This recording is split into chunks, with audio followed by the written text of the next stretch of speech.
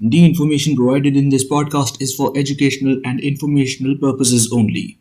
It is not intended to be a substitute for professional advice. Always seek the advice of a qualified professional for any questions that you may have regarding a special condition or an educational matter. Please do not disregard professional advice or delay in seeking the same because of something you have heard in this podcast. The opinions expressed by the host and guests are solely their own. Welcome to today's episode of the OS Special Podcast. आज हमारे साथ है आज की हमारी guest Sharma ma'am. Sharma ma'am आपका स्वागत है द OS Special Podcast में। Thank you so much. आप मेरे फेवरेट टीचर्स में से एक रहे हैं। Thank you so much. We start the question answer again. You tell us about your journey in the field of special education. So, I have been working in this field for 25 years. शायद उससे थोड़े ज़्यादा ही हो गए हैं और I think more than me finding the field found me. So it has been a good journey. Ma'am आजकल special needs के लोगों की इंक्लूजन की बहुत बात हो रही है। आपके अकॉर्डिंग हमारी सोसाइटी में इंक्लूजन कहाँ तक पहुँचा है? बहुत अच्छा क्वेश्चन है युवराज। इंक्लूजन की शुरुआत हो गई है, ये बहुत बड़ी बात है। और जो बड़े-बड़े शहर हैं, bigger cities, big corporate, big industries, जो मल्टीनेशनल्स हैं, जिनकी ग्लोबल पॉलिसीज हैं, वहाँ पर काफी हद तक इंक्लूजन का काम शुरू हो चुका है। लेकिन अभी ये सफर बहुत लंबा है, बहुत कुछ करना है, लेकिन शुरुआत हो गई है। ऑर्गेनाइजेशन ने इस बारे में बात करनी शुरू कर दी है। लोगों को पता चल चुका है कि इंक्लूजन और डाइवर्सिटी का मतलब सिर्फ दोनों जेंडर को हायर करना नहीं है, लेकिन हर तरह की एबिलिटी से लोगों को हायर करना है। ये बहुत बड़ी बात है। तो लोगों ने इस बारे में सोचना शुरू कर दिया है। It is a very good. इसी से जुड़ा हुआ एक और सवाल, वो कौन सी छोटी बड़ी चीजें हैं जो कि अगर सब करें तो ये सोसाइटी सच में इंक्लूसिव बन पाएगी? मेरा सबसे ज्यादा जरूरत ये है कि हमारे को नॉलेज होती है। अगर हमारे पास किसी चीज के बारे में हमें पता ही नहीं है तो हम उसके बारे में कुछ कर नहीं सकते। मैं आपको एक सिंपल सा एग्जांपल देती हूँ, जैसे ग्लोबल वार्मिंग है। तो आजकल छोटे छोटे बच्चों को ग्लोबल वार्मिंग पता है, पोल्यूशन के बारे में पता है। दिवाली आती है, छोटे छोटे बच्चे पटाखे नहीं चलाते क्योंकि उनको पता है। तो अगर आपको inclusion, special needs, neurodiversity, disability, कोई भी वर्ड ले लीजिए, इसके बारे में अगर किसी को पता ही नहीं है तो फिर कुछ क्यों कुछ करेगा? तो एक कई सालों पहले तो बहुत बड़ी एक मिस्ट्री थी इस वर्ड के अराउंड कि स्पेशल नीड्स होता क्या है।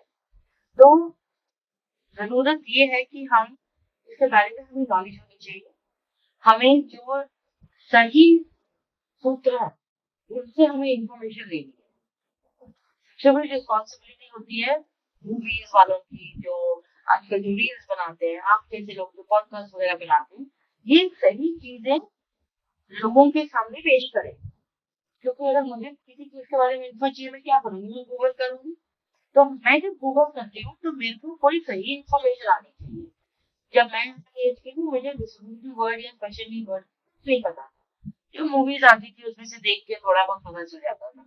इसलिए हमारी रिस्पॉन्सिबिलिटी है कि हम करेक्ट इंफॉर्मेशन करेक्ट सूत्रों से हमें हासिल होनी चाहिए। इसके अलावा अगर आप किसी स्पेशली बच्चे को या किसी यूनिवर्स ह्यूमन बीइंग को जानते हो, कोशिश करो उसको जरूर से करने की, उसको इंक्लूड करने की, समझ पाने की कि क्या वो हमारे जैसे ही हैं कि बिल्कुल सेपरेट है। ये हमारी जो छोटी एज के जो स्टूडेंट्स हैं उनके लिए बहुत जरूरी है। अगर आप किसी स्कूल में पढ़ते हो और आपकी क्लास में स्पेशल नीड बच्चा है, आपका फर्ज बनता है कि आप उससे जाकर बात करें, उसको फ्रेंड करें, उसको पार्टी है, घर है, उसको बुलाएं, उसको जानने की कोशिश करें।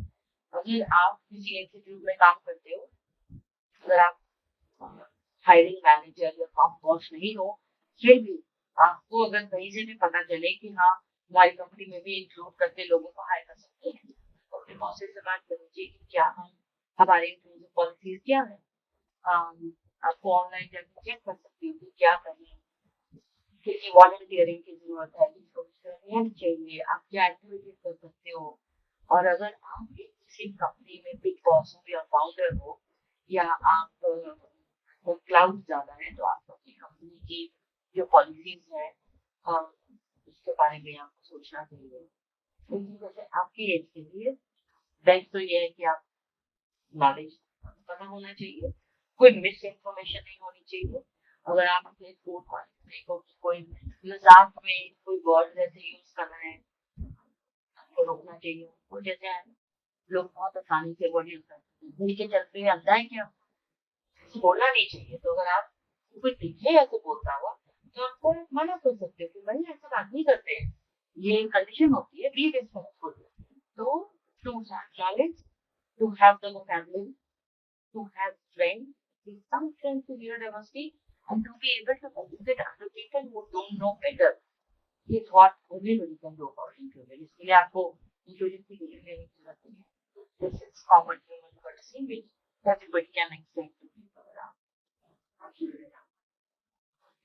स्पेशल नीड्स के बच्चों के पेरेंट्स के लिए आप क्या एडवाइस या मैसेज देना चाहेंगे? देखिए जो स्पेशल नीड के बच्चे होते हैं उनके parents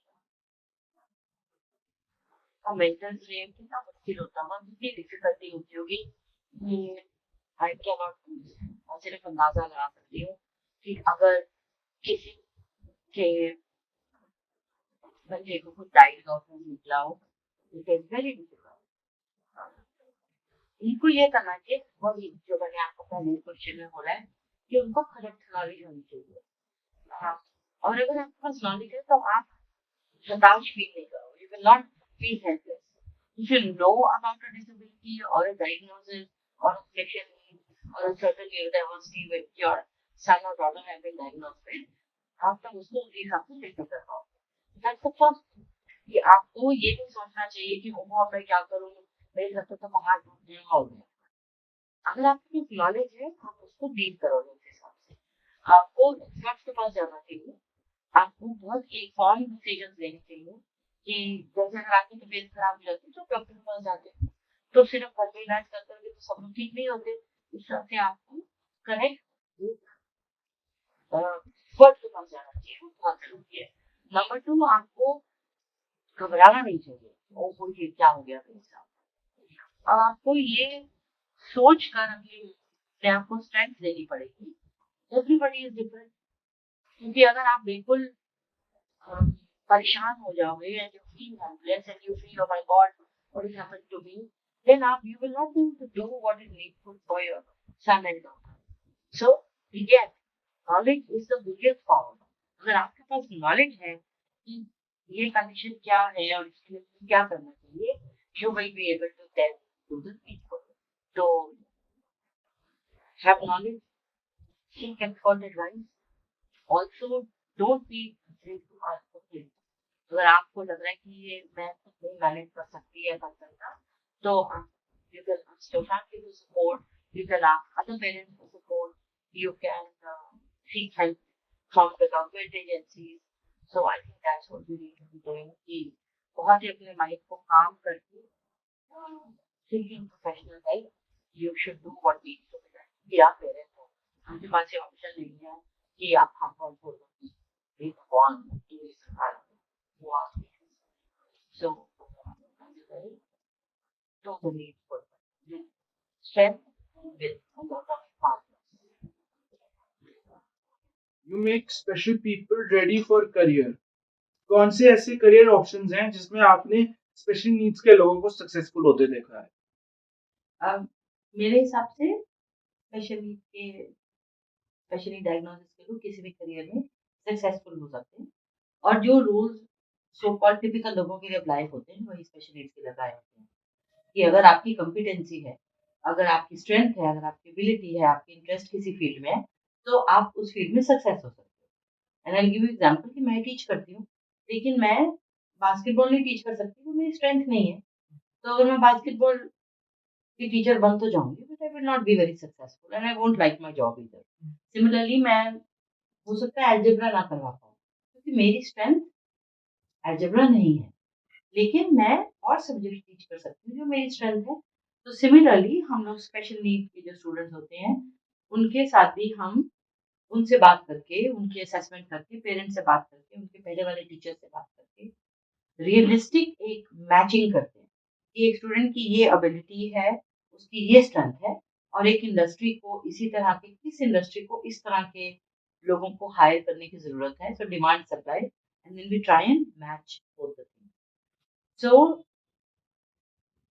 the areas in which we have had fair amount of success or the industries in which is hospitality, retail. Retail में आजकल e-commerce is also a very successful field. We've just tied up with Amazon, so I know that large organizations are hiring people with neurodiversity.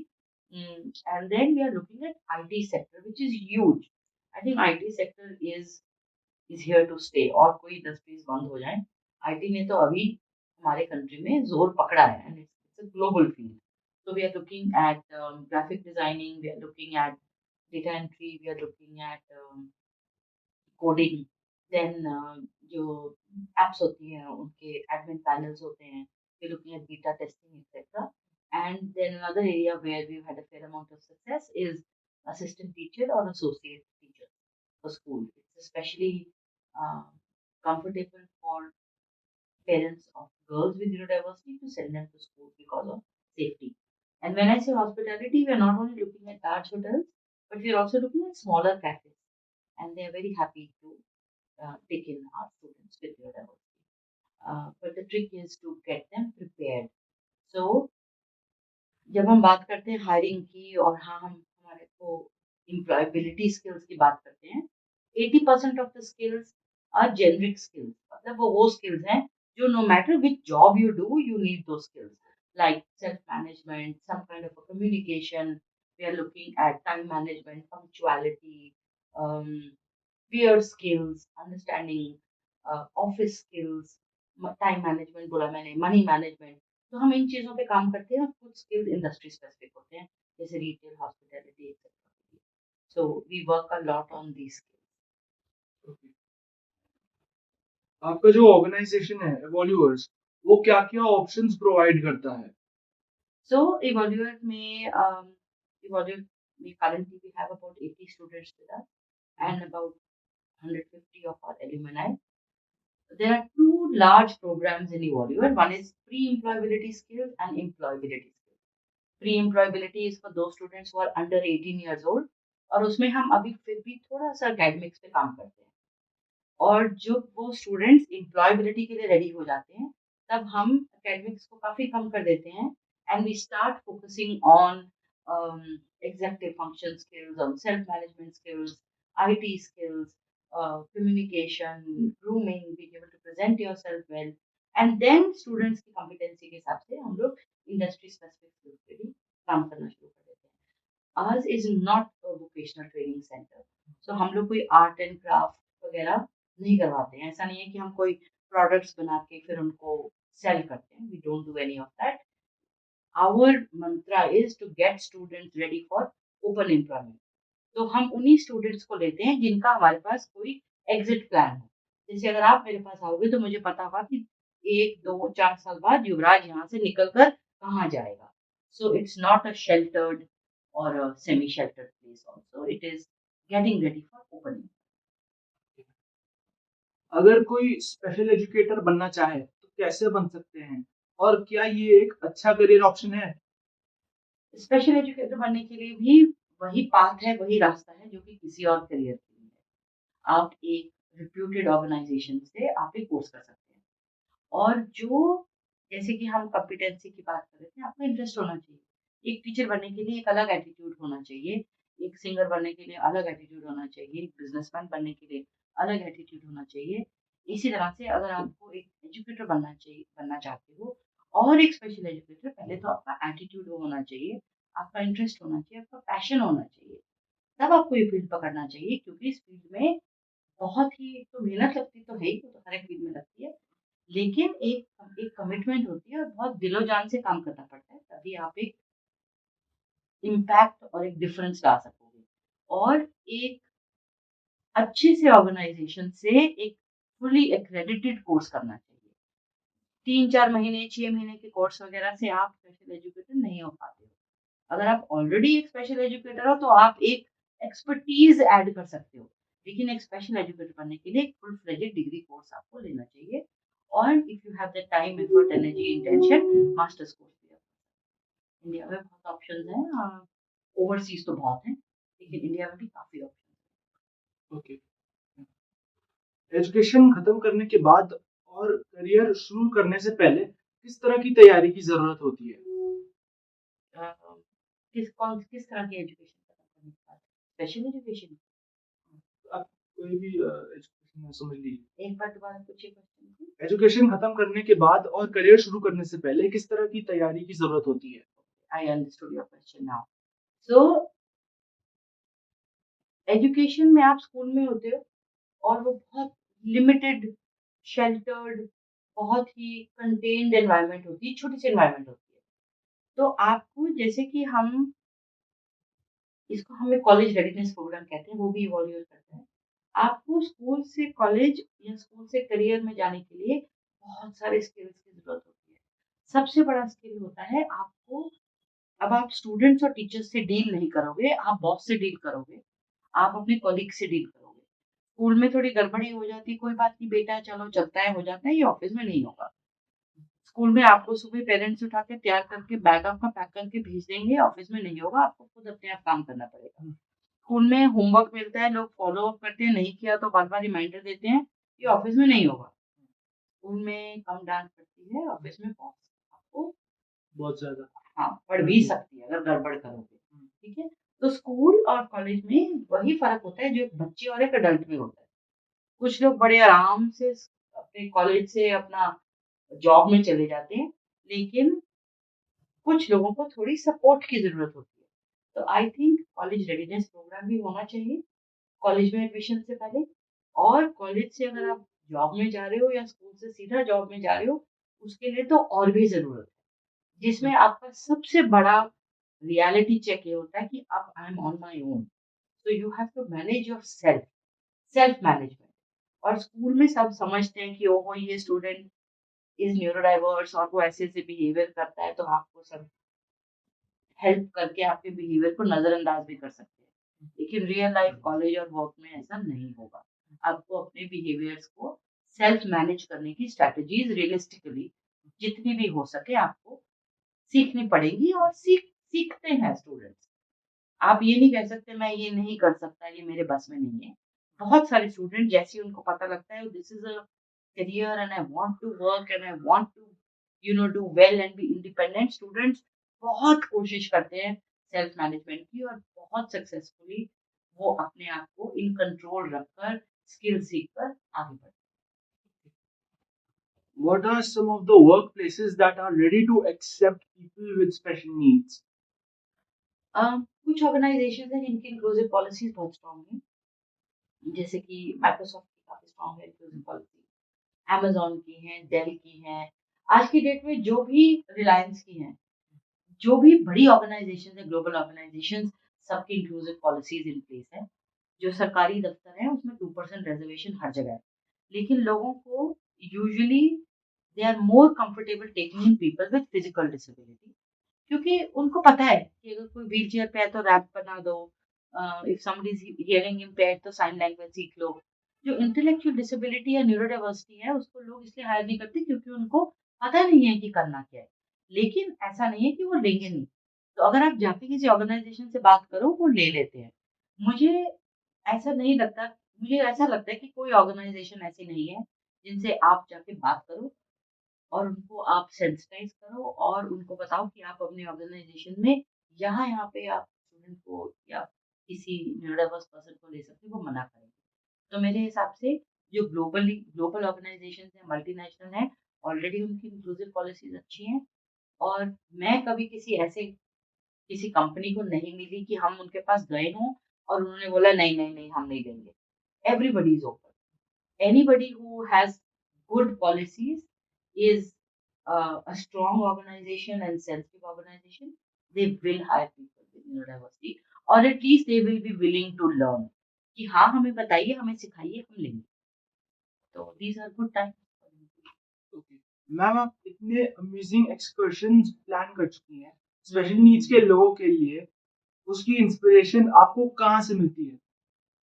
उसकी inspiration मुझे मुझसे मिलती है युवराज, क्योंकि जब मैं इस एज की थी, स्कूल में, हाई स्कूल में, कॉलेज में, मुझे सबसे ज़्यादा मज़ा मेरी सारी मेमोरीज़, मेरी सारी मस्ती क्लासरूम में नहीं थी, घूमने से थी। तो अगर कोई मुझसे पूछे कॉलेज में अपने अच्छे-अच्छे टाइम बताओ, तो मेरे तो सारे घूमने-फिरने और कॉलेज ट्रिप्स वाले हैं। तो इसलिए मैं सच्ची में ये बिलीव करती हूँ कि जो न्यूरो डाइवर्स स्टूडेंट्स हैं इस एज के 14, 15, 17 से 20, 22 तक, उनका सबसे ज़्यादा लर्निंग और सबसे ज़्यादा मज़ा, सबसे ज़्यादा इमोशनल वेल-बीइंग और ग्रोथ अपने फ्रेंड्स के साथ होती है और घर में रह के नहीं होती। तो घूमने में सबको मज़ा आता है और अगर आप एक ट्रिप की बात करो, वो सिर्फ़ एक जगह पहुँच के कुछ एक्टिविटी करना नहीं है, उसकी प्लानिंग है, आप पैकिंग करते हो, आप लिस्ट बनाते हो, आप टिकट बुक करते हो, आप अपने दोस्तों के साथ मौज-मस्ती करते हो और आप एक ऐसे एनवायरनमेंट में होते हो जहाँ पे आपको कोई जज नहीं कर रहा होता। It's a non judgemental open environment और हम लोग नेचर में जाते हैं, नेचर तो सबसे ज़्यादा एक्सेप्टिंग होती है। So if we are in the middle of nature, uh, nature accepts us, our friends accept us. So it's a very happy place to be, and we can feel good about ourselves and grow emotionally and learn other skills. Physical activities होती हैं और theatre activities होती हैं, bonfire होती है, गाने गाते हैं, बातें करते हैं, कभी कभी कुकिंग करना सीखते हैं, बोटिंग सीखते हैं। अ, अभी हम लोग लास्ट ईयर सिंगापुर गए थे, तो कितनी नॉलेज हुई थी about travel, about the world, about time difference, about immigration. We went to the Microsoft office, we spoke to people, we made presentations. It's a huge learning experience and I think it's super fun. Okay, okay. So thank you, ma'am, for giving all the answers of my questions. Thank It's you. been a pleasure talking to you. Thank you, Yuvraj. I'm honored that you chose to speak to me. Thank you so much. और आप अपने अगले trip पे कब कब ले जा रही हैं? हम तो सोच रहे थे अब जाएँगे, लेकिन बारिशें हैं पहाड़ों में, तो it's not so good, but we will go between Dussehra and Diwali, and then we are looking at going overseas to Dubai this मौसम अच्छा होगा तभी हम year. जाएंगे। बिल्कुल, मौसम अच्छा होगा और हिल्स सेफ होंगे। Okay, safety is first and foremost. Okay. Thank you, ma'am. Thank you. और आपका बहुत-बहुत शुक्रिया द वॉइस स्पेशल पॉडकास्ट का आज का एपिसोड देखने के लिए। हम अगले एपिसोड में नए गेस्ट के साथ फिर मिलेंगे। तब तक मुझे यानी युवराज को दीजिए इजाज़त। Good bye.